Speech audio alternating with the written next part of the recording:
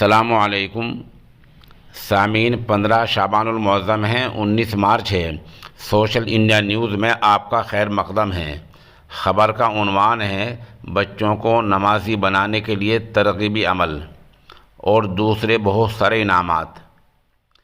یہ باقاعدہ ایک پروگرام ہوا ہے۔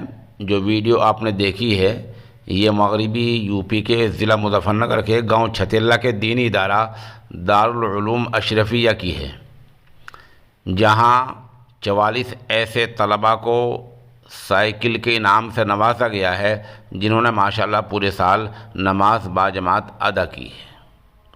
یہ تعداد 44 ہوتی ہے۔ ان 44 طلباء نے پورے سال نماز باجماعت ادا کی ہے۔ ان کو ہر طالب علم کو ایک ایک سائیکل سے نوازا گیا ہے۔ ان میں 27 طلباء وہ ہیں جنہوں نے پورے سال کوئی غیر حاضری نہیں کی۔ ان کو کتابی شکل میں انعام سے نوازا گیا ہے، اور 22 طلباء حافظ قرآن ہوئے ہیں جن کو دستار فضیلت دی گئی ہے۔ 17 طلباء وہ ہیں جنہوں نے ایک نشست میں مکمل قرآن مجید سنایا ہے، ان کو بھی دستار فضیلت دی گئی ہے۔ انعامات دینے والوں میں وہاں جو موجود علماء کرام تھے، مولانا مفتی محمد اکمل صاحب، مولانا محمد مشرف صاحب اور جامعہ کے محتمم مولانا محمد عمران صاحب۔ اس خبر کے لیے وہیں سے قاری محمد مقیم رشیدی ہمارے ساتھ رابطے میں ہیں۔